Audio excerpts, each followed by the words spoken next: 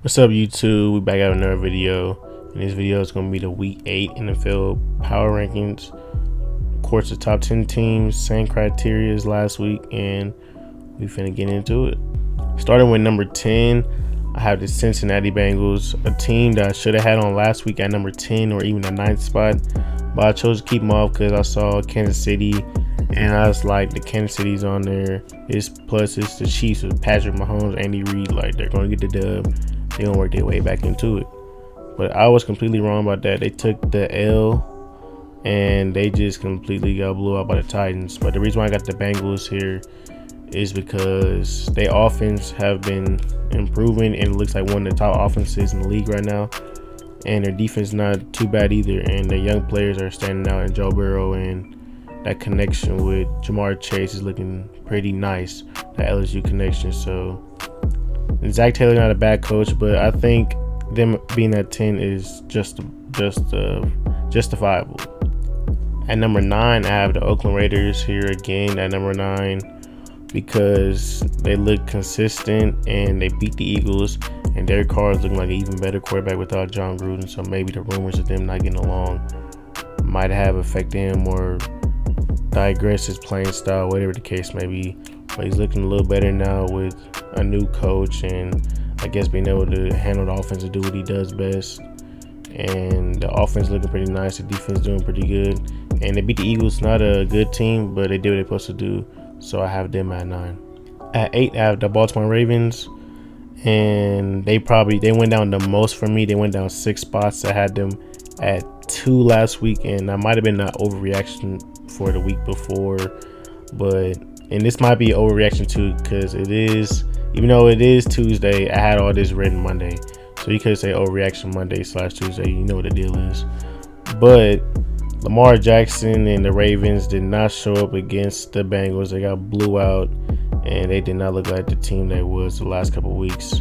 And my concern with the Ravens is they're so dependent on Lamar. I don't know if they can win with him not being MVP Lamar. I need to see them win without Lamar being the guy. Sometimes I want to see Lamar take a backseat and they still win. So I don't think they've proven that just yet this season. So I want to see how they do with that. And the reason why I have them above the Bengals is because the Bengals did blow them out this week, and they did do what they're supposed to do. I'll give them props to that. But I don't know if the Bengals can do it again or consistently. I feel like on a neutral field, maybe 10 times out of 10, they play like 10 games. I don't think they will win all 10. I think they might win 3 or 4, and the Ravens will win 6 or 7. So even though every team has a bad week, so I'm not going to credit against them super bad, but I still got them above the Bengals, so I have the Ravens at 8. At 7, I have the Titans.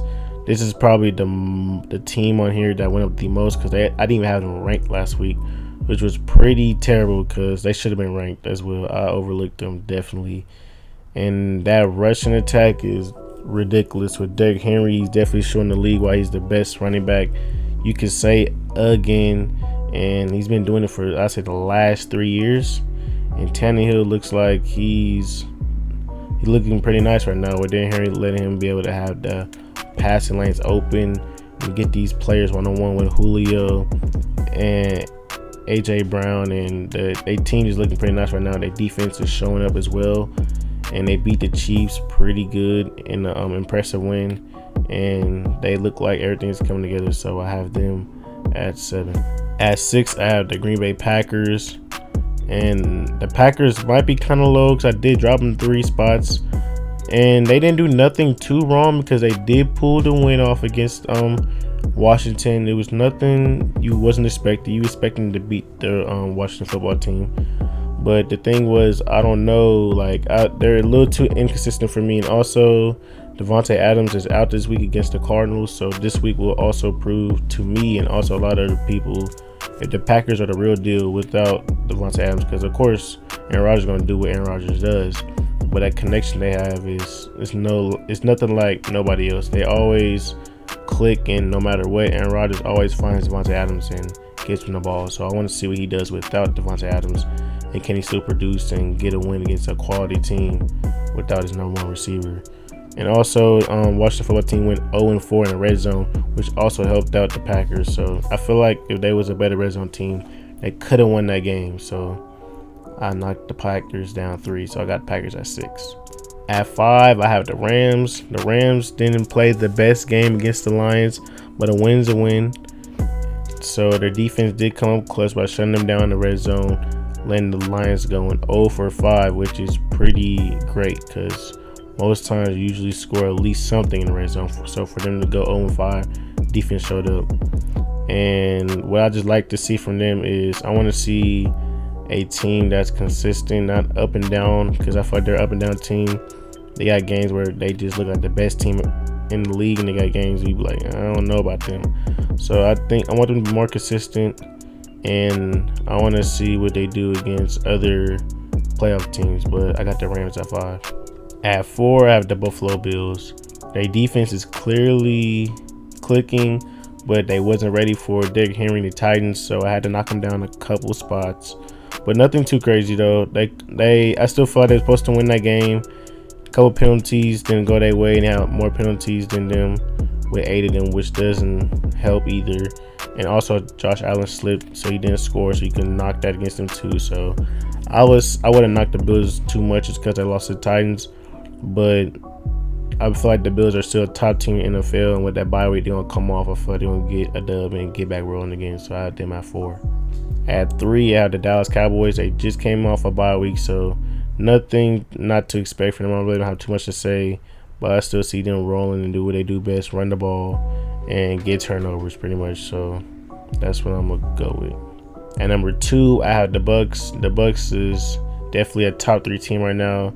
They're forcing turnovers, they're scoring at will, and they do what they do best, which is win. And as long as you got Tom Brady in your team, I can see them winning, and he's looking better and more accurate by the week, and he's ranked number 1 quarterback in PFF rankings right now. So Tom Brady's clearly beating Father Time, and the Bucs is looking pretty nice. So I got them at 2. And number 1 is the Cardinals. It's really not too much I can say. The Cardinals offense is looking crazy. Look like the Big 12. They just throwing the ball, scoring whenever they want, when they want, how they want. It's just ridiculous. Defense looking nice too. JJ Watt finna come back, and all these players coming together. And you got Chandler Jones coming back too. Just it's gonna be looking nice. That's all I'm gonna say for the Cardinals. And it was kind of hard for me to choose the Cardinals or the Bucs at number 1, number 2. But what got me on the edge with the Cardinals is that offense is crazy right now, and also they're undefeated. So we're gonna see what they do against the Packers, which is a 6-1 team, or 5-1, 1-2. So we're gonna get a quality team, probably the best team they played yet. So we're gonna see what they do with that game and see are they for real. And hopefully Kyler Murray don't get hurt, because he did have a couple of big hits last game, and I need him to slide more so he can secure the MVP, you know. But besides that, that's all I gotta say with this top 10 power rankings for week 8. I appreciate y'all. Like, comment, subscribe, and I'm out.